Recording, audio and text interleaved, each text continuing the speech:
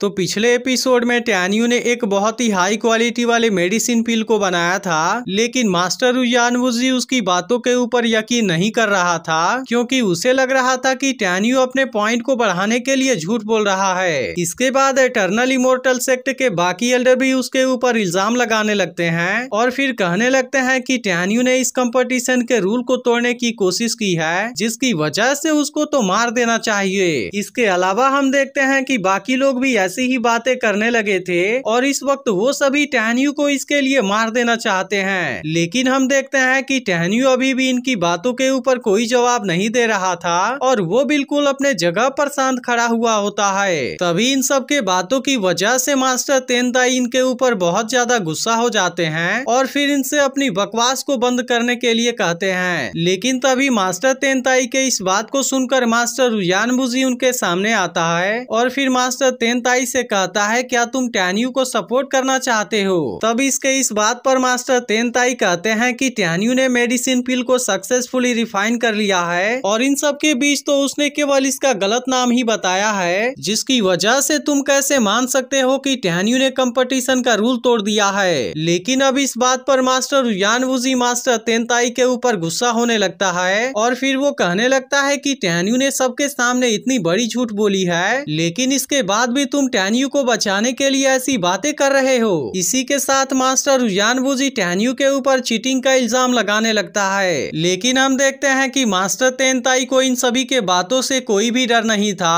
और इस वक्त वो किसी भी कंडीशन में टैन्यू को सपोर्ट करना चाहते थे। इसीलिए वो टैन्यू से कहते हैं कि उसे डरने की कोई भी जरूरत नहीं है, क्योंकि उसका मास्टर तेनताई उसके सपोर्ट में हमेशा खड़ा रहेगा और इसीलिए किसी की इतनी हिम्मत नहीं है कि मेरे होते हुए वो तुम्हें छू दे। लेकिन इसके बाद मास्टर तेनताई भी टैन्यू से पूरी सच्चाई बता देने के लिए कहते हैं और फिर वो टैन्यू से पूछते हैं कि आखिर तुमने कौन सा मेडिसिन रिफाइन किया है। तब इस बात को सुनकर टैन्यू इसके बारे में कुछ देर के लिए सोचता है और फिर वो मास्टर तेनताई से कहता है कि मैंने जो मेडिसिन बनाया है वो सच में हाई क्वालिटी वाला एक फेस प्रिजर्विंग सबलाइम पिल है। लेकिन हम देखते हैं कि अभी भी किसी को टैन्यू के बातों के ऊपर यकीन नहीं हो रहा था और इसीलिए जुग्गी मास्टर तेनताई से कहने लगती है कि तुम्हारे एंसेस्टर ने भी डेथ के रूल को एब्यूजिव तरीके में यूज किया और इस बार तो तुम्हारे क्लैन का स्टूडेंट टैन्यू भी इस ग्रेट कंपटीशन को बदनाम करने की कोशिश कर रहा है। इसीलिए अब तुम ही बताओ कि टैन्यू को इसके लिए मार देना चाहिए या नहीं। लेकिन हम देखते हैं कि इस बात की वजह से सभी लोग परेशान हो गए थे और कोई भी इसके बारे में कुछ नहीं बोलता, जिसके बाद टैन्यू सभी को शांत हो जाने के लिए कहता है और फिर इनसे कहने लगता है कि अभी अभी मास्टर जुग्गी ने कहा कि हमारे सीनियर ने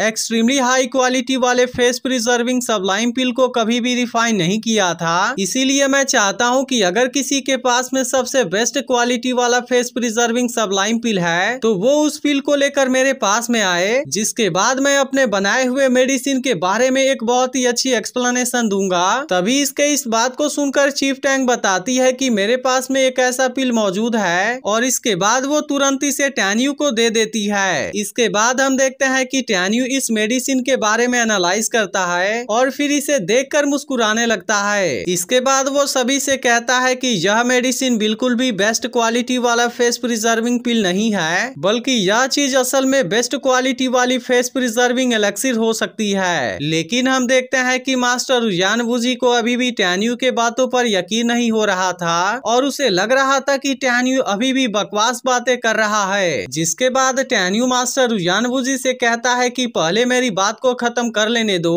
और उसके बाद भी अगर तुम्हें लगे कि मैं गलत हूँ तो उसके बाद मेरे साथ में तुम जो चाहे वो कर लेना। इसी के साथ वो इनसे कहता है कि अगर किसी को बीच में रोक दिया जाए तो क्या यह चीज उसके साथ में गलत नहीं होगी। अब इसके इस बात को सुनकर मास्टर यानवुजी भी टैन्यू के बातों से सहमत हो जाता है और फिर कहता है कि तुम जो भी अपना एक्सप्लेनेशन देना चाहो दे सकते हो। लेकिन असल में टैन्यू अब मास्टर तेनताई के ऊपर बहुत ही ज्यादा गुस्सा हो गया था और फिर वो अपने मन में कहने लगता है कि अगर तुम फ्यूचर में कभी मेरे हाथ में लगे तो उसी वक्त मैं तुम्हें वहीं पर मार दूंगा। इसके बाद टैन्यू बताने लगता है कि अभी अभी चीफ टैंक ने जो मुझे मेडिसिन दिया था असल में वो फेस को प्रिजर्व करने के लिए मिडिल एज में एक बेस्ट एलेक्सिर के रूप में यूज होता था, जिसकी वजह से इसे लेने वाले इंसान की स्किन बूढ़ी नहीं होती थी। इसलिए टैन्यू इन सभी को बताता है कि इसी बात की वजह से मिडिल एज के लोग इस एलेक्सिर को बेस्ट क्वालिटी वाले फेस प्रिजर्विंग सबलाइन पिल मानने लगे थे, जबकि यह चीज पूरी तरह से गलत है। इसके बाद टैन्यू चीफ टैंक से कहता है कि अगर मेरी बात पूरी तरह से सही है तो इस एलेक्सिर को यूज करने के बाद हमारी स्किन की एज 30 सालों तक नहीं बढ़ती है और इसके अलावा इस एलेक्सिर का कोई साइड इफेक्ट भी नहीं है। जिसके बाद हम देखते हैं कि चीफ टैंक भी टैन्यू के बातों से पूरी तरह एग्री हो गई थी। फिर टैन्यू सभी से कहता है कि इन बातों की वजह से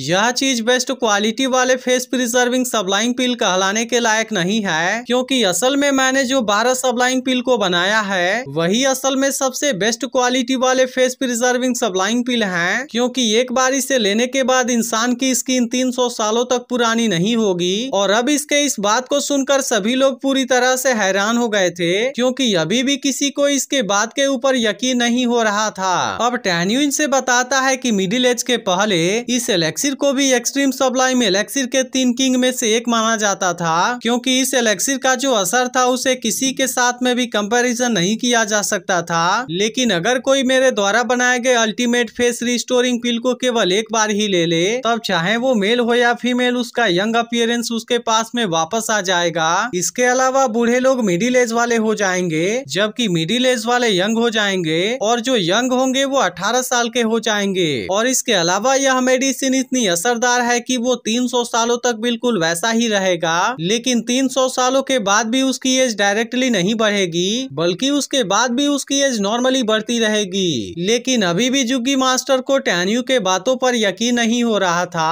और इसीलिए वो टैन्यू से कहती है कि आखिर तुम अपने बातों को कैसे साबित कर सकते हो। तब इस पर टैन्यू जुग्गी मास्टर से कहता है कि तुम मुझे 1 million billion extremely fine spirit stone दो, और उसके बदले में मैं तुम्हें अपना बनाया हुआ एक मेडिसिन दे दूंगा, जिसके बाद इसे यूज करके तुम इसके बारे में खुद ही पता लगा सकती हो। लेकिन हम देखते हैं कि जुग्गी मास्टर टैन्यू के इस बात से एग्री नहीं होती, और फिर वो उससे कहती है कि क्या पता कि यह चीज पॉइजनस भी हो। और इसके अलावा जुग्गी मास्टर को डर होता है कि शायद इसका साइड इफेक्ट भी हो सकता है। तब उसके इस बात को सुनकर टैन्यू कहता है कि तुम्हें इसके बारे में ज्यादा चिंता करने की जरूरत नहीं है, क्योंकि मैंने जो फेस रिस्टोरिंग मेडिसिन बनाया है वो असल में मिडिल एज के समय से ही गायब हो गए थे, इसलिए अब इस इतने कीमती मेडिसिन को बेचना या ना बेचना पूरी तरह से मेरे मूड के ऊपर डिपेंड करता है। इसके बाद टैन्यू जुग्गी मास्टर से यह भी कह देता है कि अगर अब तुम मुझे कुछ और ज्यादा भी स्पिरिचुअल स्टोन दोगी, लेकिन उसके बाद भी मैं कभी भी इस मेडिसिन को तुम्हारे हाथों में नहीं दूंगा। इसके बाद टैन्यू सबसे पहले मिस विंग से इस मेडिसिन को चेक करने के लिए कहती है, लेकिन हम देखते हैं कि मिस विंग इसे ट्राई करने के लिए रेडी नहीं होती, इसलिए टैन्यू इसके बाद चीफ टैंक से इसे ट्राई करने के लिए कहता है, लेकिन चीफ टैंक भी इस मेडिसिन को ट्राई नहीं करती।